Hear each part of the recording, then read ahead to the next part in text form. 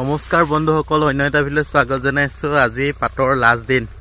এয়া এইফালে পাত প্ৰায় নাই হাই, ইফালে মেথানিতহে অলপমান আছে, যিটো ছিঙি হৈছেগৈ। আৰু আজি 30 তাৰিখ নহয়, কাইলৈ 1 তাৰিখৰ পৰা যে ফেক্টৰী বন্ধই হৈ গ'ল, যিটো আগতে 15 তাৰিখমানলৈকে যায়। এবাৰ কি হৈছে, টি বৰ্ডে বন্ধ দি দিলে। 30 তাৰিখৰ ভিতৰত গোটেই ফেক্টৰী বন্ধ হ'ব লাগিব কৈ দিলে, সেইকাৰণে বন্ধ হৈ গ'ল।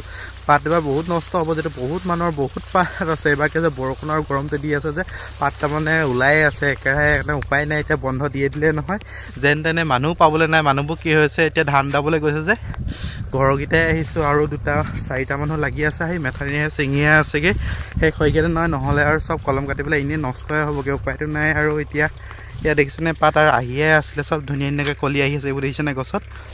উপায় নাই এইবোৰ, আৰু 15 দিন চলাহেঁতেন হয়তো আৰু 15-20 কুইণ্টেলমান পাত গুচি গ'লহেঁতেন। 15-20 কুইণ্টেলত 30,000 টকা ওলালেহেঁতেন। 30,000 টকা মানে এবাৰ লোকচান হৈ গ'ল।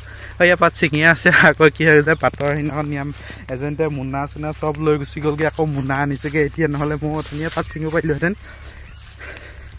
এই পাত ছিঙিয়ে আছে এইফালে, এইয়া মেথানিত 4টাই ছিঙি আছে। এইবোৰ গোটেই পাত ছিঙিবলৈ আছে, এইবোৰ পাত থাকিয়ে যাবগৈ, এইবোৰ পাত ছিঙিব নোৱাৰি আৰু সেইডোখৰ ছিঙোতে যাবগৈ।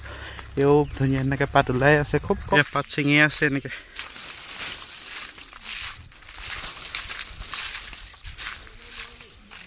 আছে এইটো ছেকেণ্ড মোনা। প্ৰথম মোনাটো ছিঙিলোঁ 35 কেজি। 35 কেজি দেউতা আৰু মোৰ দুটাৰ 35 কেজি, মোৰ ভাগৰ 15 কেজিমান আছিলে, দেউতাৰ ভাগৰ 20 কেজিমান হ'বগৈ চাগে। মোৰ কাৰণ একদম ছিঙিব নোৱাৰি যে, অলপ অলপকৈ এনেকৈ ছিঙি থাকোঁ। আৰু ইয়াত আছেগৈ 15 কেজিমান, মোৰ 30 কেজিমান হৈছেগৈ। তাৰমানে আজিলৈকে ৰেকৰ্ড মোৰ 45 কেজি।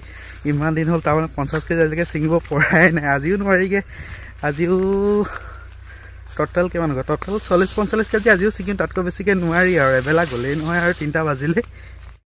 এনেকৈ ছিঙি শেষ কৰিছোঁগৈ। এইফালে ইয়াত 2 কুইণ্টেলমান পাত আছে, তাৰফালে 5টা মানে ছিঙিয়ে আছে নহয়, চবেই কাটাখনতে জুখি থৈ যায়।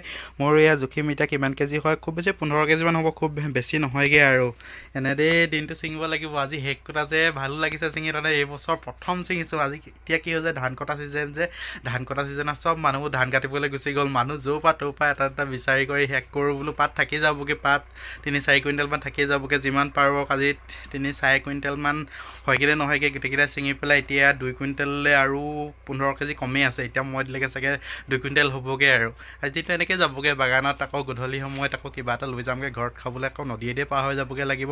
এতিয়া বাৰু দলং আছে, তেওঁ বৰ ঠাণ্ডা লাগে নহয় গধূলি সময়ত যাবলৈ, সেইকাৰণে সোনকালে যামগৈ। আৰু পাতৰ গাড়ীখন সোনকালেই মাতিছোঁ, 4টামান বজাত পোৱাকৈ আহিব বোলো। পতাকত পাতকেইটা দি পেলাই যামগৈ, আজি থাকে থাকিব আৰু বহুত পাত দিলে এই বছৰলৈ, এনেকৈ সামৰি মাৰিমগৈ। আৰু আজি যিহেতু 30 নৱেম্বৰ, কাইলৈ 1 ডিচেম্বৰ। 1 ডিচেম্বৰৰ পাছত ফেক্টৰী বন্ধ। এইবাৰ কি হৈ যায়, ইণ্ডিয়ান টি বৰ্ডে বন্ধ দিছে। আগতে আছাম টি বৰ্ডে বন্ধ দিলে কেইদিনমান, তাৰমানে 14-15 তাৰিখে একবাৰ লাষ্টত যায়গৈ। এইবাৰ মানে নাযায়গৈ। বাগানত বহুত পাত আছে, উপায় নাই। এইবাৰ এনেই নষ্ট হ'ব, কটাব লাগিবগৈ চব। আৰু প্ৰায় 4টামান বজাত গাড়ীখন পালেহি। গাড়ীখনত অহা ল'ৰাকেইটাই এনেদৰে পাতবোৰ ভৰাবলৈ ষ্টাৰ্ট কৰিলে।